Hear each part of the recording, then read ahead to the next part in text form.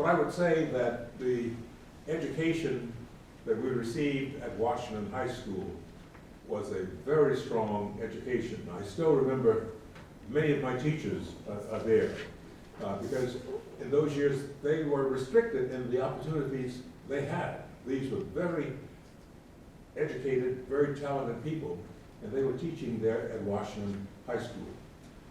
I remember my geometry teacher, Mr. Martin.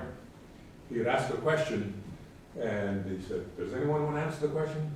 There'd be no answers. So he'd say, raise your hand. Everybody raise your hand. So everybody would raise their hand. So, okay, what's the answer? You didn't know the answer. Why did you raise your hand? So we learned that we would have to really be prepared. We'd have to do the work beforehand there. We had many other teachers, but we really, the point is, we had a strong education, and we also had the expectation drilled into us by our teachers in high school that they expected us to do great things. Turns out my friends were coming to Morehouse, so I wanted to come to Morehouse too, and we tell the story there in the book.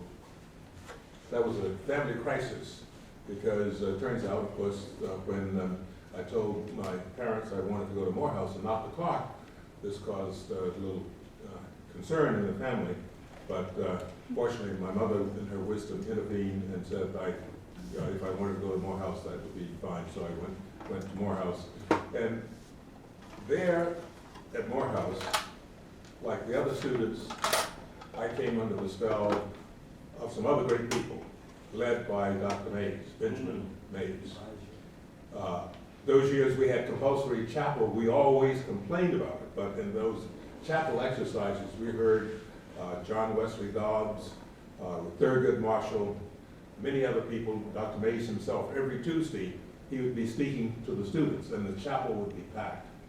Of course, he was always traveling because he was in such great demand.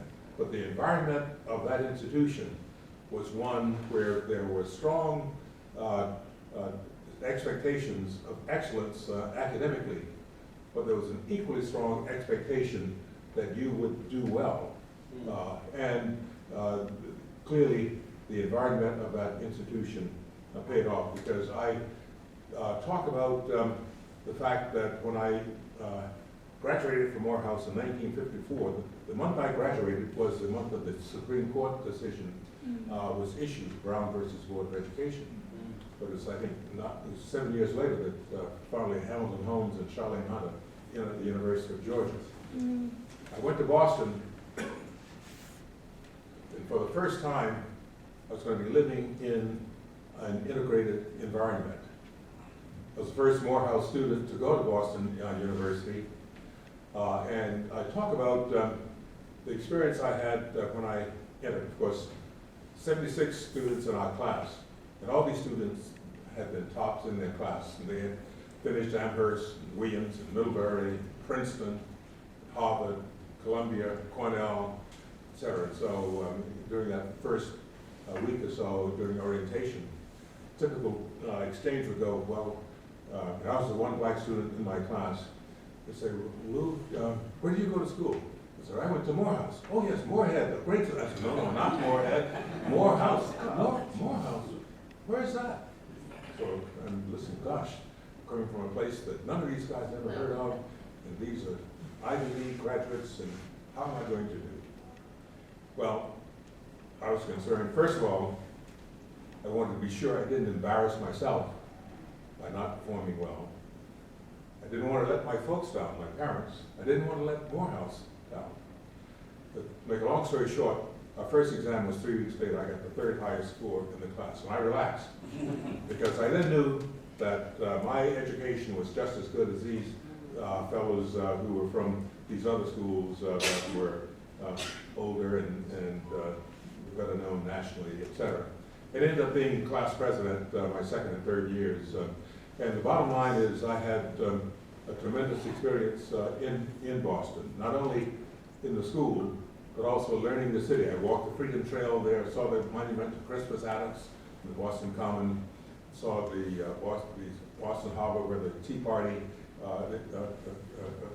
event occurred. So for me, this was really a very enlightening and enriching experience. But one of the most significant things that happened was I met this young lady, Eva Williamson, who had just come down to Boston from Pittsfield to attend Northeastern. There was the Franklin Square House, a dormitory for women, only 2 blocks from the medical school. And so through, actually mentioned Alpha Phi Alpha, through my Alpha Phi Alpha brothers, of course, being new in Boston, they saw that I would get to meet some young lady. So I met this young lady, Eva Williamson. And I won't go into all the details, you can read that in the book, but this was a relationship that almost didn't happen. First of all, in Pittsfield, where she grew up, going off to Boston for someone living there was going off to the city full of temptations, vices, danger, etc. So mother set her down and said, I'm going down to Northeastern. Let me tell you what you need to do, how to act. So mother told her all the things, the do's and don'ts. And so when Ginger thought mother was finished, she said, mother said, no, sit down, I haven't finished yet. Well, I have one more thing. If you don't remember anything else I've told you, you must remember this. When you go down to Boston, don't get mixed up with any of those Southern boys. I later learned, of course, that in an earlier phase of her life that Ginger's mother had some unfortunate interaction with some guy from Birmingham. So he almost ruined it for the rest of us. But in reality, I thanked her mother for really telling her that, because I think that had she not told her that, I might not have gotten the time of day, because I was forbidden fruit. There was something exotic. So Ginger, with the curiosity that she had to understand what was happening. So, but the other reason that almost didn't happen was I'd been introduced to Ginger. We went out a date at an event in Boston. And then we made a date for subsequent Sunday. I went over to Franklin Square House. She wasn't there. I waited 10 minutes. The roommate said, well, she's out for shooting. So after about 20 minutes, I said, well, gosh, I guess I've been stood up and I'm really steaming. So just as I'm decided I'm out of here, I'm not going to really take this. I start out the front door, and here runs Ginger in tennis shorts, out of breath. She'd been playing tennis and really forgot the time. So somehow with her wiles that she has, she convinced me to wait while she really changed and so forth. So the rest is the other thing that made this sort of a questionable, shaky beginning was this: going to Boston and going to New England, I'd always heard about the fall foliage, the fall color in New England. So perhaps the third time we went out, I decided, would you like to go on a foliage tour? So Ginger looked at me with a strange look. Now she was wondering, what is this all about? She had grown up in this fall foliage. So the question is, what's the big deal about fall colors? So, but for me, coming from Atlanta and from South Georgia, this was a special event. But we did go on those fall foliage tours and really enjoyed that very much. While I was in Boston, again, we had great faculty. Among the things I talk about was one of our faculty was Dr. called Franz Engelfinger. He was a gastroenterologist. Being a gastroenterologist, he had done a number of experiments using himself, where he put a nasal gastric tube down to get gastric juice that he studied, and he really was well known for that. Well, we had in our second year course, a course called Introduction to Clinical Medicine. And in that course, the class was divided up into groups of 4. And so we would learn how to do things such as take blood pressure, listen to the heart, learn how to draw blood, and other things like that. And so for this particular exercise after this lecture, we would be examining gastric juice. So one of us would be the normal subject to have a nasal gastric tube put down getting the juice. So Engelfinger was lecturing to us, and toward the end of his lecture, he takes this nasal gastric tube, which had been on the desk in front of him, and while still lecturing to us, he passes this thing through his nose, all the way down, and so at the end of his lecture, it's just the end of this tube sticking out of his nose. So this looked so easy. So everybody rushed to the lab and said, I'll be the volunteer. Because the strategy was, I don't know what the next lab's going to be, so I'm going to volunteer for this one. And of course, less than 10 minutes later, there was retching and choking and tears, etc. They then realized we'd been had by Engelfinger. Because while being a brilliant physician and researcher, he also was a practical jokester. He loved to really interact with the class that way. There's another thing that he did. We were a few laboratories later examining, we had lectures on the kidney, how the kidneys function and so forth, the production of urine, how the kidneys filter the blood. And of course, he had a sample of urine on the, a beaker of urine on the desk. So he said, now, before I came in, I passed this urine and said, notice it's a yellow color, it's clear, it's has this foam, and he put his finger in. He said, now, diabetics sometimes have sugar in their urine, so the urine can be sweet, so you should know how to recognize it. So he put his finger in the beaker and then finger in the mouth. So we said, my goodness. So in the laboratory, we did that. And of course, we had to write down all of this things, the pH, acidity of the urine, and so forth.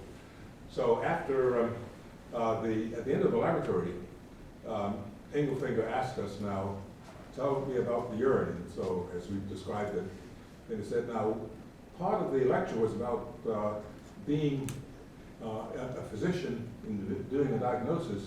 One of the characteristics is observation.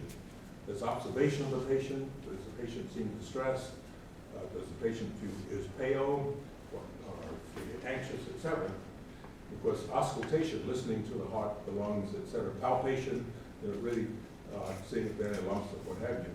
So now, with observation, how many of you observed that I put my index finger in the urine, but I put my middle finger in my mouth?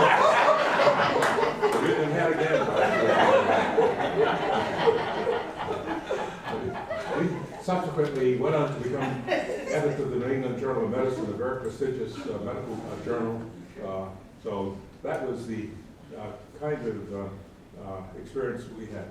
Being the one black student in my class, I was well accepted. I was looking and anticipating unpleasant situations, but it didn't happen. So as a student at BU during the 4 years I was there, I had a great experience in my time in Boston as well. When I went to Boston, I had the intention I was going to return to Georgia as a family doctor. Because while we lived in Blakely, there was one black doctor in southwest Georgia, Dr. Joseph Griffin, in Bainbridge. Bainbridge was 41 miles south of Blakely. And my father, being an undertaker, would also provide ambulance services to people. And often in the black community, he would take people down to see Dr. Griffin. Because in those years of segregation, blacks would have a separate waiting room, these are colored waiting room, frequently have to go around and back. So I know for my family and for a lot of other black families, we didn't do that unless it was absolutely emergency. They would drive 41 miles south to Dr. Griffin. And Dr. Griffin was very successful. And he actually was my first role model because my father would have me go with him to help him, when he was taking someone down there. The reality, I now know, he was actually imprinting Dr. Griffin's image on me because I would go, this brick facility he had built, 25-bed facility. You'd always be in green scrub uniforms. That was impressive. The smell of ether, you'd open the door. And he was a man who could make people well. I mean, that to me was overpowering. This was someone who had some great capacity, some power to really have a positive influence on people's lives. And he owned a lot of property in downtown Bainbridge. So all of those things combined said, I want to be like Dr. Griffin. So that was what I had in mind when I went to Boston University. Because I didn't really know too much about medicine. But I learned in medical school about all kinds of fields in medicine. surgery and endocrinology and neurology, learned about biomedical research. So for me, this was a broadening experience. So I ended up wanting to be a hematologist by the time I graduated from medical school from Boston University. And then went to Cornell Medical Center in New York for my internship. And again, I was the first black intern taken at New York Hospital because I happen to be of the age group. And you talk to others my age, I think you'll find a similar story. A good friend of mine, Dr. Augustus White from Memphis, who is professor of orthopedic surgery at Auburn, his folks sent him north to Mount Hermon Academy in Massachusetts because of the schools in Memphis being poor. He was the first black admitted to Stanford, etc. So at any rate, with our age cohort, this was a frequent occurrence. So I was the first black intern at New York Hospital. Again, had an interesting experience there because there had never been a Boston University graduate, black or white, except at the Cornell Medical Center. So when I went there for an interview, I really had applied there because I had applied to various hospitals in New York, expecting that maybe one of them I might be accepted. So I had my initial interview by Dr. Schlesinger. So he asked me at the end of that time, says, what's your plan for the day? I said, well, I have an interview across town at Columbia this afternoon. He said, well, if you could stay for a little while, I would like to see if I can get you in to see the chairman of medicine. So I knew what that meant. I didn't know who the chairman of medicine was, in fact. But about 30 minutes later, I was shown into the office of the chairman of medicine.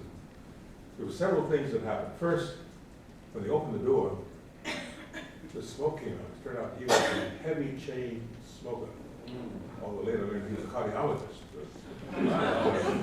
But secondly, when I went in and he said hello, he had the thickest southern accent I'd heard in a long time. So immediately I thought, why are they doing this? This is, I'm wasting my time, etc. Anyway, at the end of the interview, Dr. Lucky said, well, with the matching plan, we're not supposed to indicate our choices because we have this national matching system. But I just want to tell you, I hope you're interested in us. So I knew then that there was a real possibility I'd be accepted. So in fact, that's what happened. When I went there in July of '58, I'd been there 2 weeks on a busy ward of the hospital. The head nurse came and said, Dr. Lucky would like to see you in his office. So I wondered, well, now, uh-oh, what's happened? So I went in. He said, Lou, how are you doing? Fine. Learning anything? Yes. Anybody give me any problem? I said, no. He said, now look, I want you to relax because, I'm from Tennessee. I've been here 12 years, and people here in New York think that all Southerners think alike. But, I intend for you as our first black intern to have a great experience here. I want you to learn all you can. And if anybody gives you any problems, don't stop with the head nurse, don't stop with the chief resident, you come directly to me. And that year, I was there 2 years. Towards the end of the first year, the one incident I had during those 2 years was a patient had been admitted on a Sunday. I was on the private service, which all of us hated, because on the private service, these were not our patients, they were the private doctor's patients. So we would have to do the examination, do the write-up and so forth. We really would always then have to call the doctor to get orders and so forth, even if we didn't agree with his treatment plan. So this was a patient sent in by one of the high admitters to the hospital, Dr. Faulkner, who took care of a lot of people who came to the UN from other countries. So he really brought a lot of money into the hospital. So when I was called saying that another patient admitted, this was my 5th patient that day, and I was really running around very tired. And so I said, what is his problem? He said, well, we think he's really a little intoxicated. So I went up to see him, and I heard him before I got to it, because down the hall. But when I walked in the room, he looked at me and said, you get out of here. And I said, well, that's fine by me. So I went down to the nurse's station. I called Dr. Lucky at home. 20 minutes later, this patient was being wheeled out of the hospital. So Lucky and I got to be great friends because he really was a person who really was very caring. And He knew exactly what he was doing. He was committed to integration. The rest of that with Dr. Lucky that's of interest is this. In '75, when I came back to Atlanta to organize the Morehouse School of Medicine, the first grant from a foundation that we received was from the Josiah Macy Foundation. Hugh Lucky was one of the board members of the Macy Foundation. So that experience that I had in '58 and '59 really was important to me a few years later when I came back to Atlanta. But after my 2 years in New York, I went back to Boston. I decided then I wanted to be a hematologist and had great training experience, first at Mass General Hospital for a year in the pathology department, and then hematology fellowship at Boston City Hospital at the Thorndike Laboratory. And there's a chapter we talk about the Kamikaze School of Medicine. And that was referring to the fact that Thorndike really was a stronghold for clinical research. Dr. Castle, the head of the department, himself had used himself as a subject in some classical studies he had done back in the 1930s. Many of us thought he should have gotten a Nobel Prize for that, but he didn't. But that turned out to be a great experience at the Thorndike. All along the way, I was held to high standards, but also given great support. So I ended up back on the faculty at BU Medical School. And at that time, I had set my sights on becoming chairman of the Department of Medicine at a medical school by the time I was 45. Well, I never reached that because I was called by Joseph Gales, who was professor of chemistry here at Morehouse, to tell me that Morehouse was looking at the feasibility of starting a medical school. And as an alumnus of the school with a position in academic medicine, they were forming a committee of Morehouse alumni in similar positions around the country. Would I be willing to serve on the committee to advise the school on that? So I agreed to do that with great skepticism, wondering now, medical schools are difficult operations, they're expensive, they frequently cause problems. Many universities with medical schools, medical school might be one of 8 or 10 schools in the university, but the budget of the medical school might be equal to the rest of the university combined. So there are a lot of things about starting a medical school, but I felt by that time, was quite familiar with medical education, with all of the activities I've been involved with as a member of the faculty of Boston University. So I agreed to do this. At the end of the year, all of us on the committee, and the committee included people such as David Satcher, who at that time was out at the Charles Drew Medical School in Los Angeles, included Perry Henderson, who had gone to Case Western Reserve Medical School and was deputy chairman of obstetrics and gynecology at the University of Wisconsin. Henry Foster, who was in my class and who went to the University of Arkansas. He was the, I think, 4th black to be admitted to the University of Arkansas School of Medicine in 1954. And interestingly enough, we always think of Arkansas as one of the most backward states in terms of various social indices. But Arkansas, University of Arkansas School of Medicine was the first medical school in the South to admit a black student. That's 1948, 6 years before Brown versus Board of Education. And that student was Edith Irby. She finished, she's now retired, but she's Edith Irby Jones, an internist. She lives in Houston. But she really broke ground there. Another side comment I would share with you is the fact that the last 2 medical schools in the South to admit a black student were Duke in Durham and Vanderbilt in Nashville. The student at Duke was Delano Merriweather. And some of you who may be old enough to have been around at that time may remember that Delano Merriweather started running track and turned out to be an Olympic competitor. And he would wear yellow suspenders, which became his trademark. So he was an interesting student, and unfortunately I lost track with him. But the student at Vanderbilt that year, was admitted, the students rioted.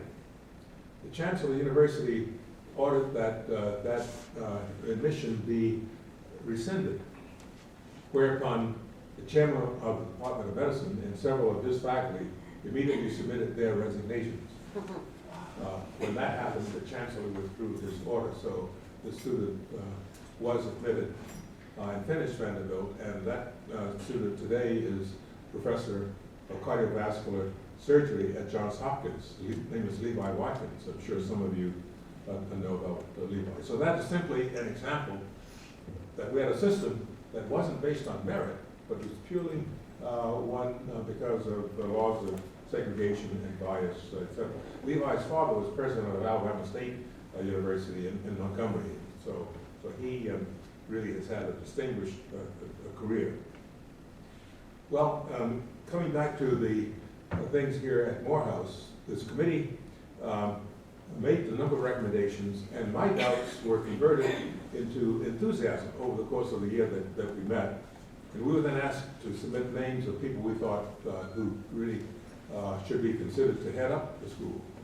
So knowing people, colleagues around the country from my experience, I went back to Boston and gave a lot of thought to this, and I sent 11 names down to Joe Gales. And so Joe called me about 10 days later, thanked me for the list. He said, but you know, we were disappointed that your list was not complete. I said, what do you mean it's not complete? I said, oh, wait a minute, Joe. No. If you're heading, I'm not interested. I'm pleased to be a consultant, but I have a career I'm very satisfied with. My goal is to become chairman of the Department of Medicine. I don't like administration, et cetera. So Joe said, well, we thought you would probably have say that, but you know, the steering committee for this project is meeting in New York next month at the New York Hilton, and we were wondering, would you be willing, not as a candidate, but as a consultant, would you be willing to come down to share your ideas with them about what you think this school should look like? I said, well, Joe, fine. As long as it's clear, I'm coming not as a candidate, but as a consultant. I said, oh, no, that's very clear. So Ginger went down with me. This is middle of September. I talked about the fall foliage. The foliage was starting to turn. And by this time, of course, Ginger and I were used to going on foliage tours up in Maine and New Hampshire, Vermont, etc. So I went down for this luncheon, and Ginger visited friends and was to pick me up at 2:30. This committee included not only Hugh Gloucester, president of the college, and Joe Gales, but also Arthur Richardson, dean of Emory School of Medicine, Pierre Galletti, who was dean of the Brown University's program in biology and medicine, and several other people, trustees of the college. So because I was a consultant, when questions came up or some issue came up, I really, I didn't hold back. I would say, oh, I think it's a great idea. So I'd say, oh, no, that, I would never do that. That would be a serious mistake. So this went on. 2:30, the phone rang. Ginger was here to pick me up. We were right in the middle of this discussion. I said, well, gosh, darling, you think you could maybe come back in an hour? We just finish this up. So 3:30, same thing happened. Well, finally, about 4:15, we finished. And at the end of this time, Hugh Gloucester, the president, said this, and those of you, I'm sure our Morehouse people know this, being an alumnus of a college, and he was an alumnus, also the first alumnus to be president of Morehouse College. So he said with this raspy voice, he said, now, Brother Sullivan, we know that you came down as consultant, not as a candidate, and we appreciate that and we acknowledge that, etc. And I can't speak for the committee, but you know, your alma mater would benefit greatly if you would reconsider your position. Because so far as I'm concerned, you're just the man we're looking for. I was silent by that time because actually I think I'd already talked myself into a job. This is really, it's very exciting. So on the way back to Boston, on the Merritt Parkway, after about 30 minutes, Ginger said, well, aren't you going to tell me what happened? So I said, well, do you think you could consider the possibility of living in Atlanta? So she said, I knew it. So at any rate, the rest of it was a negotiation. I started in 75, the important thing I want to emphasize is this. Coming back to Atlanta after being away 21 years, a lot of change. This idea of a medical school is not only being supported and pushed by black physicians, but Louis Brown particularly. I'm sure many of you knew Dr. Brown. And by the way, I wrote a history of the medical school. I commented on that. It's called the Morehouse Mystique. That was published a couple of years ago by Johns Hopkins Press. Not only were the black physicians supported, but the white physicians were as well. Because a committee had been formed by the Georgia Health Department looking at the health manpower needs here in Georgia. And they found that Georgia was low in its ratio of physicians to the population. 28% of the population in Georgia are African American, only 2% of the physicians were African American. Medical schools were opening around the country because there was a period of expansion of medical schools between 1956 and 1981. In 1950, we had 80 medical schools in the United States. But starting in the mid-50s with new medical schools opening, and also with the expansion in the class size of existing medical schools, 47 new medical schools opened between 1956 and 1981. And Morehouse School of Medicine was one. This was with federal support led primarily by the Department of Health and Human Services, but funds also came from the Department of Defense. Wright State School of Medicine in Dayton, Ohio, was built around Wright-Patterson Air Force Base, the hospital there. 7 of these schools were supported by the Veterans Administration. The University of South Carolina School of Medicine in Columbia, South Carolina, was a VA-supported school. Marshall University School of Medicine in West Virginia was another VA-supported school. But the point is, there was this tremendous expansion of medical education because of the perceived need for more physicians in the country with federal dollars. So Morehouse benefited from that. So this expansion of medical education which occurred and the changes in the social dynamics around the country, but particularly in the South, also made it possible for Morehouse School of Medicine to come into existence. Because by support, I mean these physicians went with me when I went up to the state capitol to lobby for state support for the school, which we got. And also, when I went to Washington, particularly the Morehouse alumni in Washington would go with me up on Capitol Hill when I'd go to meet with members of Congress. Andy Young was our congressman. He took me to Washington and introduced me to Paul Rogers, who was chairman of the Health Subcommittee, and got legislation that supported the school. And as you know, President Carter was elected in '76, and I went to Washington accompanied by Dr. Mays and Daddy King to meet with President Carter to lobby for support for this school. Bert Lance was the OMB director. So we got our first $5 million federal grant as a result of that visit. So all of this to say, the forces really were lined up to make this possible. And were able to put together a good faculty and organize a curriculum and do the planning. And we also planned for the medical school to become eventually independent from Morehouse College. That was no accident. The reason for that is as follows. Those of you who are familiar with the Atlanta University Center know that the Center exists today because in 1910, when John Hope became president of Morehouse College, he argued that all these black schools here in Atlanta should merge and with their combined resources could become a strong university with undergraduate and graduate programs in engineering and law and business and medicine, etc. But these schools resisted that. Not only the schools, but the alumni resisted that.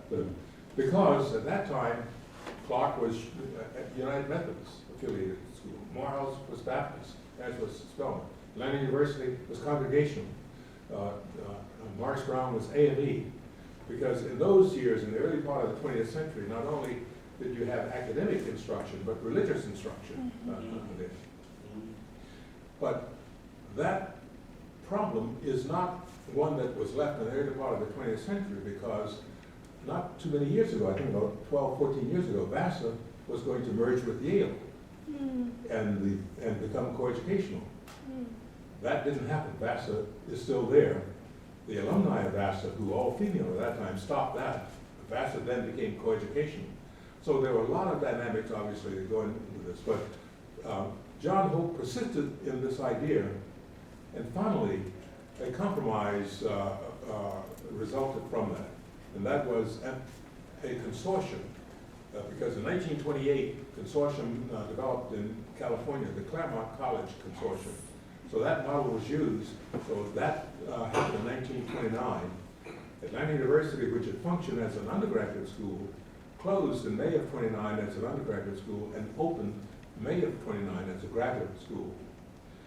One of the interesting byproducts of that was the fact that, and I didn't know this as a student at Morehouse, but there were, I think, some 37 Morehouse women. And just recently, I think the last Morehouse female graduate died. But among the Morehouse women that I met when I came back to Atlanta was Lottie Watkins, who was,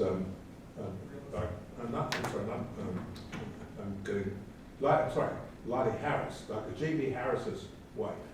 Dr. J.B. Harris had his office down on Auburn Avenue when I came back, and he became a member of our board. But when I came back to Morehouse, of course, I reported to the president, and the medical school was part of the school at that time. We'd play the Morehouse hymn, and Lottie Harris would stand up, and I'm thinking, gee, this poor lady is so confused. She was not the one that's confused, I was. Because when the affiliation began in 1929, the students at Atlanta University who were in course were given the option of going to either Morehouse or Spelman, and they expected that all of the men would go to Morehouse, all the women would go to Spelman. But there were some 37 who actually chose to go to Morehouse. But among the articles of affiliation is a clause that is still active today that says, undergraduate education shall be provided by the colleges, and graduate and professional education by Atlanta University. Now, in the book I talk about the fact that among the revered historical figures here in Atlanta, not only in the black community, but in the community at large, was Grace Hamilton. As you know, she was a member of the legislature. She was also on the Board of Commissioners of Fulton County. Hugh Spalding Hospital was built because of her lobbying, so the black doctors would have a place to take their private patients, because there were two clinics here, J.B. Harris's clinic and F. Earl McClendon's clinic. Well, it turns out that she was a graduate of Atlanta University, in what's called the old Atlanta University, prior to 1929. Grace Hamilton, along with a number of other alumni of Atlanta University, really were not happy about the fact that they lost their institution to this consortium. And of course, the president of Morehouse College was the one who really caused all of this. So there was a problem. So we had to negotiate around that. But in spite of that, we were able to move forward.